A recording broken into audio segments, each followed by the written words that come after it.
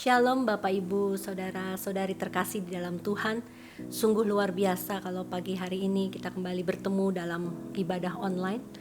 Dan tidak terasa kita sudah masuk di bulan Mei, di mana itu berarti mungkin sudah 1 bulan lebih kita ibadah online. Yang pelajar sudah belajar secara online, dan juga yang bekerja sudah bekerja di rumah sudah lebih dari 1 bulan. Dan mungkin di tengah-tengah ketidakpastian ini gitu ya, karena kita tidak tahu kapan keadaan ini berakhir, atau bahkan mungkin terjadi kegoncangan di dalam perekonomian, baik di Indonesia, di negara-negara, bahkan mungkin di dalam rumah tangga kita ya, seperti kalau kita sudah dengar banyak firman Tuhan, mungkin juga sedang terjadi kegoncangan demi kegoncangan. Tetapi saudaraku, satu hal yang pasti di dalam firman Tuhan, saya mendapat suatu kekuatan yang baru di dalam Kolose pasal 1 ayat yang ke-23.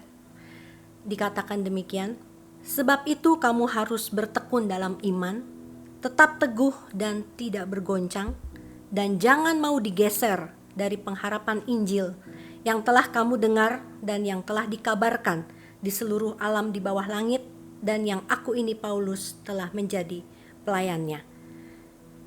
Saudaraku, di sini dikatakan bahwa kamu harus bertekun dalam iman, tetap teguh dan tidak bergoncang, dan jangan mau bergeser dari pengharapan Injil. Karena apa? Di tengah situasi yang tidak pasti, hanya satu yang pasti, yaitu Injil sebagai kekuatan Allah. Dan mari kita ingat kekuatan Allah, kasih setianya yang besar dalam hidup kita, sehingga pada saat kita menyanyikan lagu-lagu yang akan kita nyanyikan, itu kita menyanyikan dari hati bahwa Tuhan tidak pernah meninggalkan kita, bahwa kasih setianya itu kekal dan tetap untuk selama-lamanya. Mari kita menyanyikan lagu ini bersama-sama.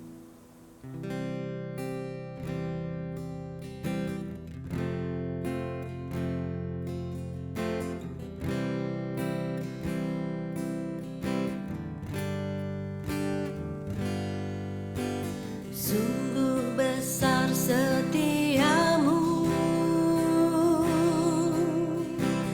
nyata di sepanjang hidupku. Darahmu telah layakkan kehidupanku.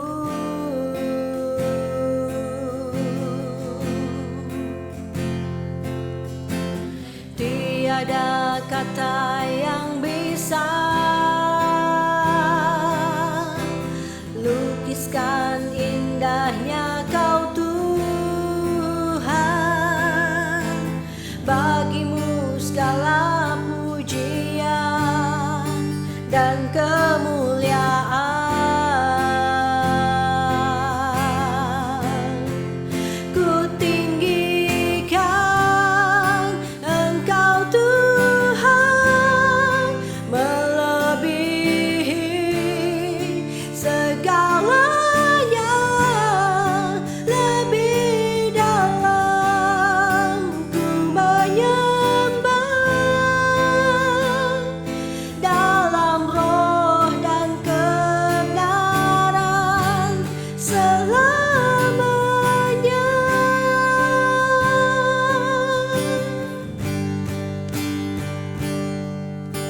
Sungguh besar setiamu, nyata di sepanjang hidupku. Darahmu telah layakkan kehidupanku.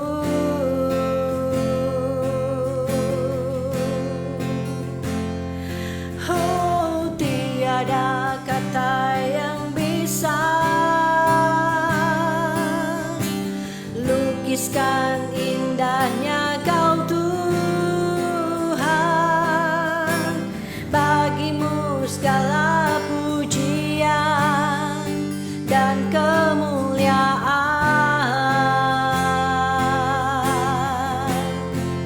Ku tinggikan Engkau Tuhan,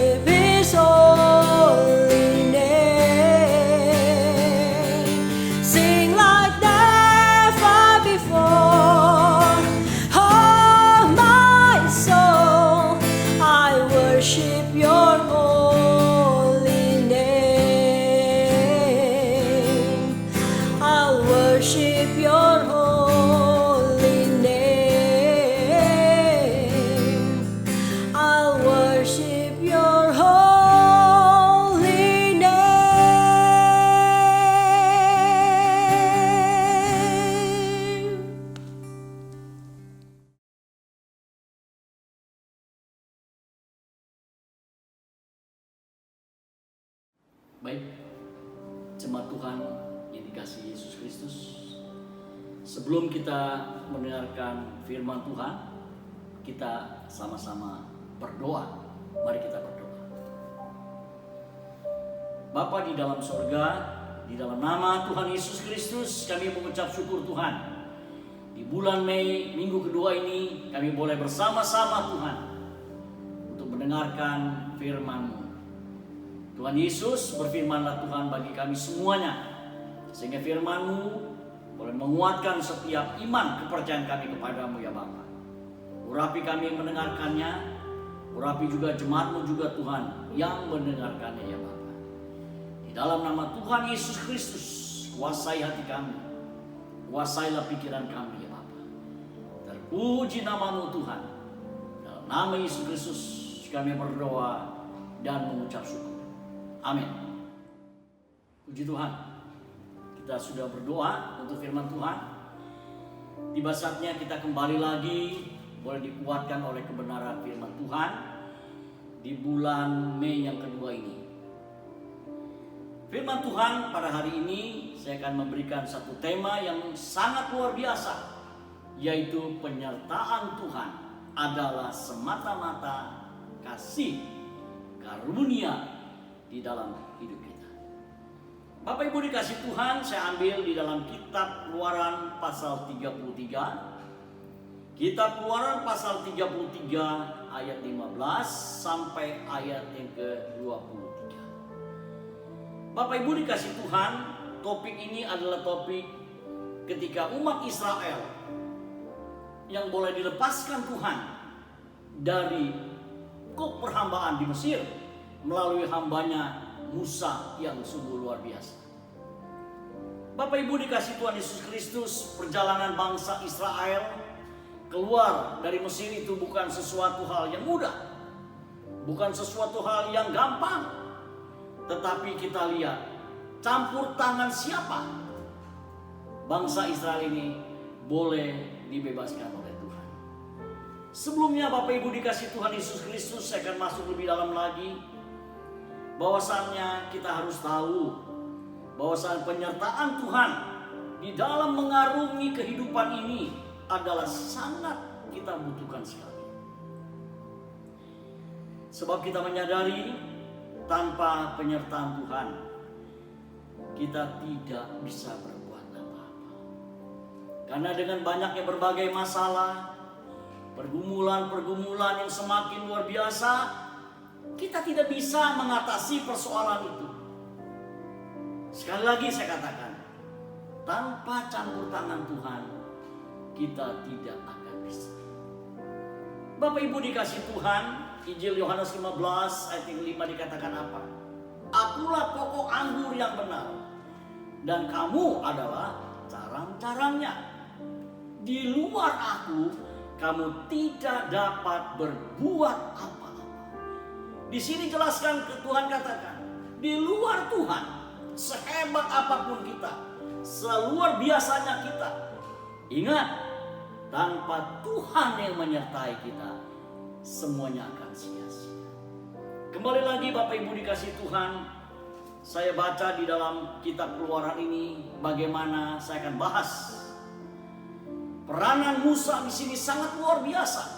Memang betul dia dipercayakan Tuhan untuk memimpin umatnya yang begitu banyak, kurang lebih 3,5 juta pada saat itu. Bapak Ibu dikasih Tuhan Yesus Kristus, apa yang kita lihat di sini dalam cerita ini, Musa memahami betul betapa pentingnya penyertaan Tuhan di dalam perjalanan itu. Bahkan dikatakan Bapak Ibu dikasih Tuhan, Musa memohon kepada Tuhan agar perjalanan bangsa Israel itu masuk tanah perjanjian, masuk tanah Kanaan itu harus selalu disertai Tuhan. Kalau kita berpikir Bapak Ibu dikasih Tuhan, orang sehebat Musa, orang seluar biasanya Musa, Musa pasti berpikir, ngapain saya harus minta penyertaan Tuhan kembali? Toh buktinya saya sudah setengah perjalanan ini. Tetapi kita lihat di dalam konteks firman Tuhan dalam kitab Keluaran pasal 33 Ayat 15 membuktikan apa yang dia katakan Bapak Ibu. Saya akan bacakan untuk kita semuanya. Berkatalah Musa kepada Tuhan. Saya ulangi. Berkatalah Musa kepada Tuhan. Apa yang dia katakan? Jika engkau sendiri tidak membimbing kami, janganlah suruh kami berangkat dari sini. Aduh, luar biasanya Bapak Ibu dikasih Tuhan. Musa memohon kepada Tuhan agar perjalanan bangsa Israel ini terus boleh disertai Tuhan sampai masuk di dalam tanah perjanjian. Di sini kita lihat kerendahan hati daripada Musa. Di sini kita lihat keterbatasan daripada Musa sendiri. Bahwasanya bukan karena hebat dan gagahnya. Betul, separuh perjalanan dia mungkin dengan bangganya dia katakan, lihat, aku sudah mampu membawa bangsa Israel ini keluar dari Mesir dan setengah perjalanan yang lagi aku akan lewati. Tapi kita lihat, tidak ada kata-kata Musa yang demikian Bapak Ibu dikasih Tuhan. Sangat amat disayangkan, banyak orang yang salah memahami bahwasanya pengertian penyertaan Tuhan. Bahkan kalau saya mau katakan lagi, Bapak Ibu dikasih Tuhan, ini ditegaskan lagi dalam kitab Keluaran pasal 33 ayat 19 dikatakan apa? Saya bacakan untuk kita semua. Tetapi firman-Nya, firman Tuhan, aku akan melewatkan segenap kegemilangan Tuhan dari depanmu dan menyerukan nama Tuhan di depanmu. Aku akan memberikan kasih karunia kepada siapa yang akan kuberi kasih karunia dan mengasihi siapa yang kukasihi. Artinya apa? Seluruh kemuliaan Tuhan, seluruh kekuatan Tuhan, seluruh kedahsyatan Tuhan diberikan kepada orang yang menyeru akan nama Tuhan. Dan semuanya itu diberikan atas dasar kasih karunia yang luar biasa, Bapak. Dan kita perlu tahu, Tuhan bebas menyatakan penyertaannya. Dia tidak terikat kepada manusia atau tidak terikat kepada permohonan manusia. Jadi kita perlu garis bawahi, Tuhan menyertai siapa yang mau disertainya dan yang berkenan kepadanya. Puji Tuhan Yesus, haleluya. Kenapa? Karena dia adalah hak. Haknya ada pada Tuhan, kuasa dan kebebasannya ada pada Tuhan. Karena dia adalah Tuhan. Jika manusia disertai, kita berpikir, apa sih kalau disertai Tuhan? Apa sih pengertian dalam? Saya ingin lebih dalam lagi. Kalau kita bisa melakukan ini dan ini, semua kita boleh berjalani di dalam keadaan kondisi saat ini. Saat ini kita tahu semua orang di dalam kondisi sangat serba sulit, sangat lebih bingung dan sebagainya. Orang ketakutan, cemas dan sebagainya. Tapi apa yang terjadi Bapak Ibu dikasih Tuhan? Penyertaan Tuhan terbukti kalau kita ada sebagaimana kita ada saat. Kita boleh bernapas dengan bebas tanpa kurang suatu apapun. Apakah ini dengan kekuatan kita? Apakah karena ini kita katakan kita menjaga tubuh kita dan sebagainya. Boleh saja saudara katakan demikian. Tetapi lebih utama lagi saudara tahu, belas kasihan itu dalam bentuk yang Tuhan berikan adalah apa? Belas kasihan yang Tuhan berikan itu adalah kasih karunia-Nya kepada kita yang luar biasa. Kalau saya kembali lagi dalam Filipi pasal 4 ayat 13. Rasul Paulus adalah rasul perjanjian baru. Siapa yang tidak kenal Rasul Paulus? Dia begitu orang hebat dan luar biasa. Tetapi dalam statement, dalam pernyataannya dalam Filipi 4:13 dikatakan apa? Aku cakap menanggungnya dalam segala perkara karena Dia yang menguatkan aku. Paulus dapat menghadapi semuanya bukan karena hebat dan gagahnya, tetapi semuanya itu karena Tuhan yang dalam diri Dia menguatkan kita. Luar biasa Bapak Ibu dikasih Tuhan. Pada saat ini kita mau belajar renungkan bersama-sama. Kita belajar merenungkan apa sih yang kita bisa lakukan dalam kehidupan kita, apalagi saat-saat seperti ini. Apakah kita masih mau katakan ini dengan kekuatan saya dan kehebatan saya? Semuanya saya mampu bisa mengatasinya, tanpa Tuhan pun saya bisa. Ingat Bapak Ibu dikasih Tuhan, kalau kita sadari semua karena penyertaan Tuhan lewat kasih karunia-Nya yang sungguh luar biasa.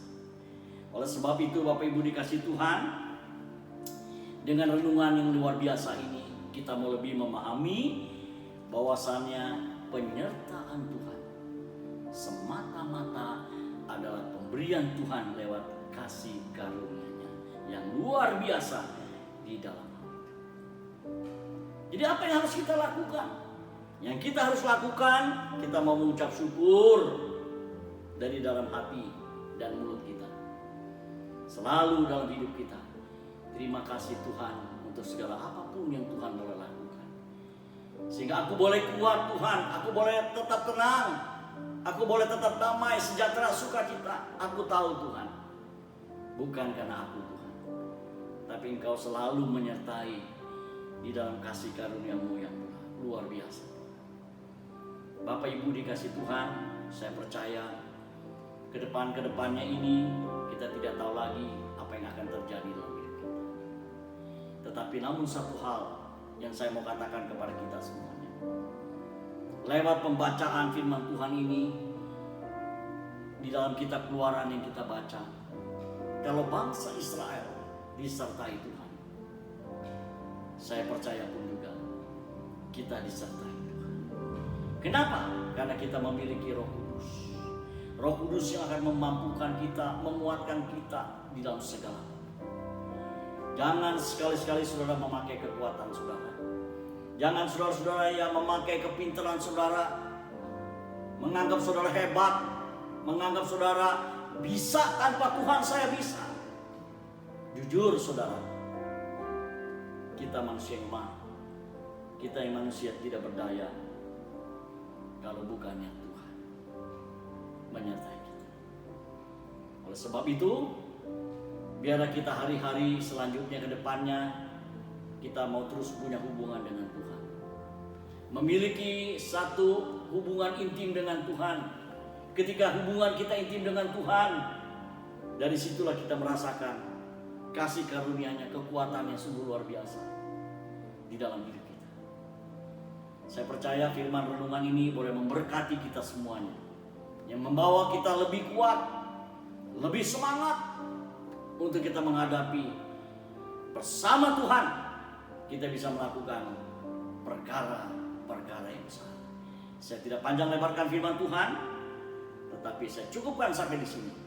Biarlah firman Tuhan ini boleh menjadi berkat buat kehidupan kita. Kita boleh aplikasikan di dalam kita menghadapi situasi saat ini. Tuhan memberkati kita. Amin. Puji Tuhan. Saya percaya kita boleh dikuatkan oleh firman Tuhan. Mulai saat ini, terus kita mau mengandalkan Tuhan. Kita mau mengandalkan penyertaan Tuhan di dalam kasih karunia-Nya yang sungguh luar biasa dalam hidup kita. Saatnya saya akan berdoa menutup ibadah kita. Sekaligus saya akan melepaskan berkat Tuhan untuk kita pada hari ini. Mari kita akan sama-sama berdoa kembali. Bapa di dalam sorga, di dalam nama Tuhan Yesus Kristus, kami mengucap syukur, terima kasih Tuhan untuk firman-Mu yang boleh menguatkan iman kami. Kami boleh diajar, kami boleh diingatkan Tuhan betapa besarnya, betapa pentingnya, betapa dahsyatnya Tuhan penyertaan Tuhan dalam hidup kami dalam bentuk kasih karunia-Mu yang luar biasa. Ampuni kami Tuhan kalau kami sering memakai kekuatan kami. Ampuni kami Tuhan kalau sering kami memakai kemampuan dan kehebatan kami, seolah-olah kami mampu tanpa Engkau. Ternyata tidak demikian Tuhan. Lewat firman-Mu Tuhan kami boleh disadarkan, diingatkan kembali. Terima kasih Tuhan. Kami berdoa khususnya untuk jemaat-Mu Tuhan. Berikanlah kekuatan bagi mereka ya Bapa, supaya bukan dengan kehebatan mereka menghadapi pergumulan, persoalan-persoalan, terlebih saat-saat ini ya Tuhan, menghadapi masa-masa yang begitu berat, pergumulan yang berat. Tapi kami percaya kalau kami bisa kuat bukan karena kami kuat, tapi karena Engkau yang boleh menguatkan kami. Berkati jemaat-Mu Tuhan dalam pekerjaan-pekerjaan mereka, dalam studi-studi anak-anak kami, rumah tangga kami. Tuhan berkati semuanya, covering dengan kuasa darah-Mu Tuhan.